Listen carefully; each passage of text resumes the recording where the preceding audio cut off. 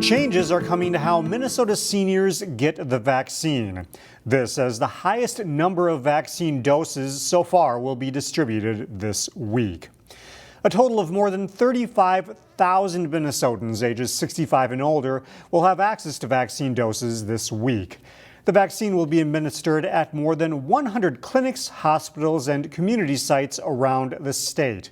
The Minnesota Department of Health says most seniors should be getting their COVID-19 vaccine at doctors' offices and clinics.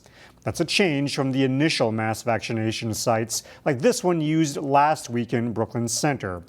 The health department has a new vaccine locator map to help people age 65 plus schedule appointments. Keep in mind the demand for the vaccine still greatly exceeds the supply. With all the focus on COVID-19, there was concerns about a twindemic, where cases of COVID and influenza spike at the same time, overwhelming hospitals. However, so far this season, there's been a sharp decrease in the numbers of flu cases. Pu Yang has more. State health experts say Minnesota flu cases are at a historic low. This graph from the Minnesota Department of Health shows last year around the same time there were about 250 hospitalizations for influenza. That's compared to only one hospitalization this year. The graph also shows influenza cases dipped dramatically last March. Health experts say that's because of the restrictions put in place. All the measures that are used to control COVID-19 also help control influenza. So masking, you're going to prevent the large droplets from spraying and for people becoming infected that way.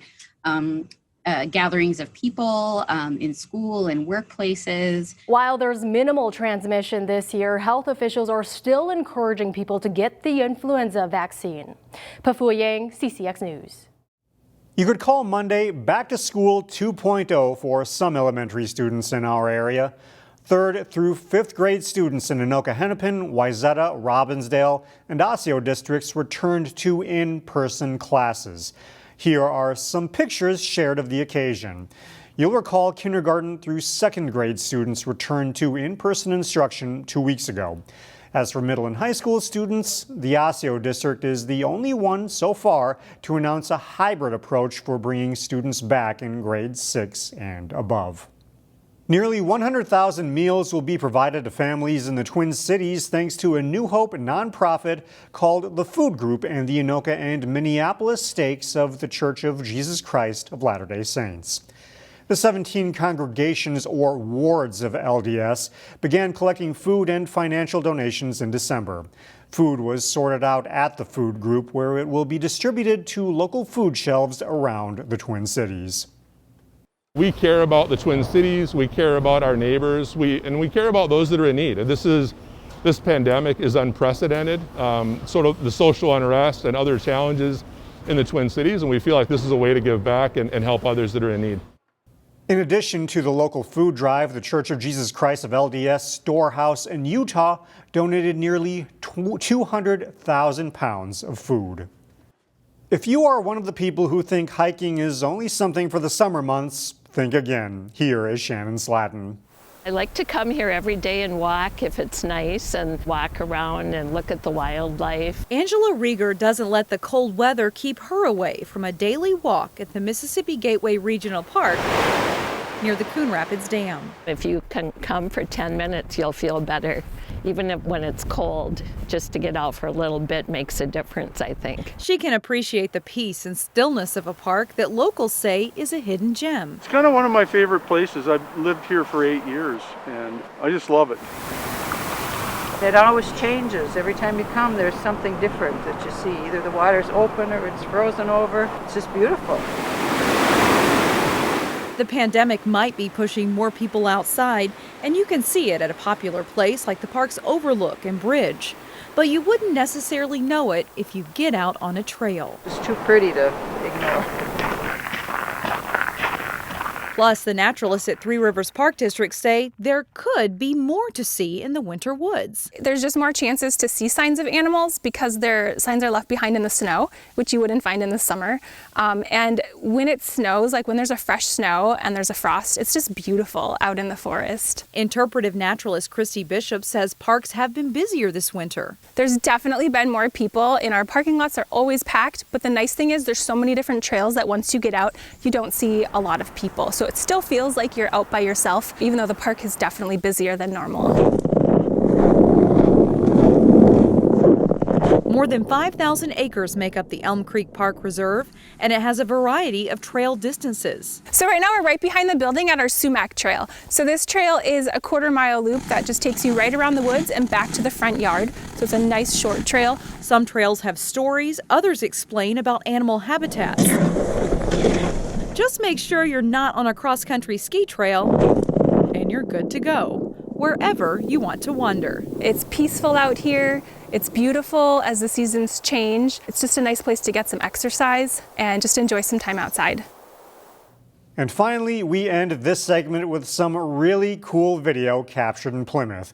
You could say retired police chief Mike Goldstein rode off into the sunset at the end of the day on Friday. He was escorted home by several police cars and fire trucks. We'll leave you with this video posted by Plymouth Police.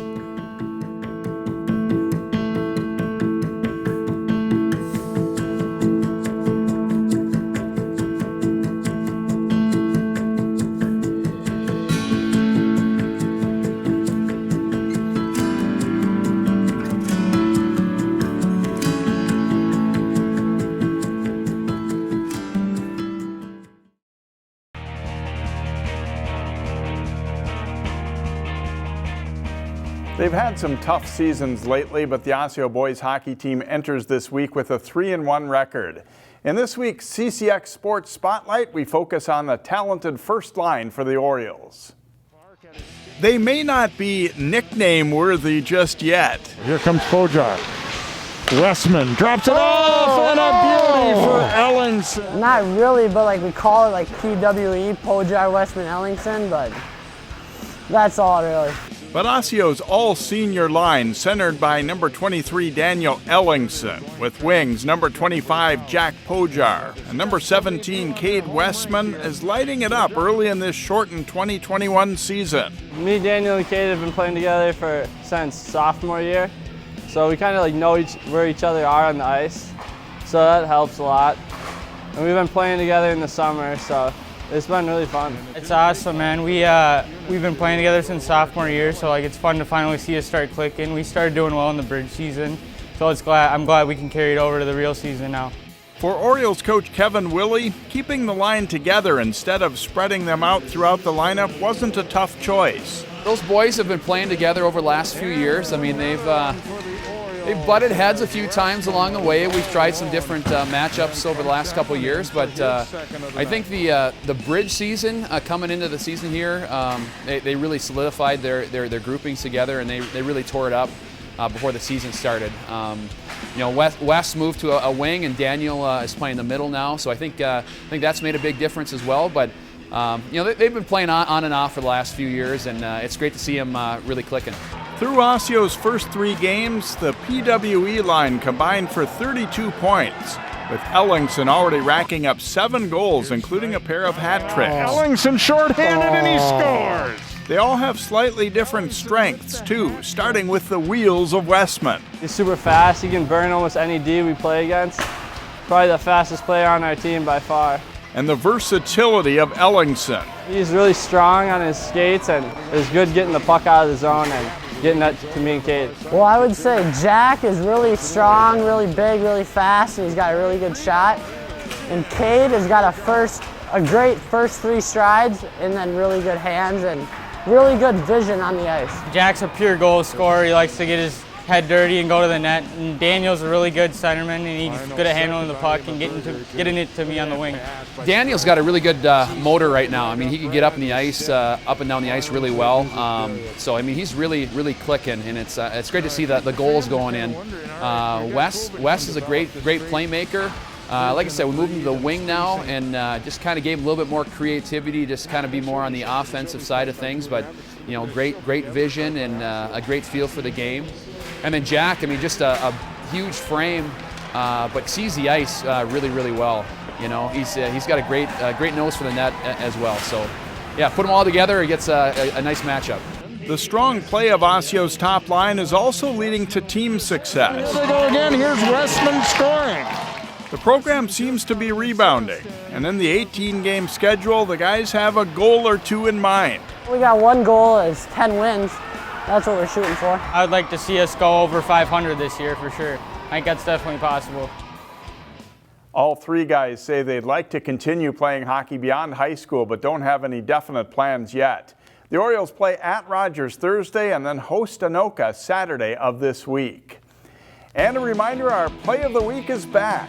Each Monday, 4 new candidates are posted on our website, ccxmedia.org, and you, the viewers, decide the winner. Vote today for your favorite Play of the Week on CCX.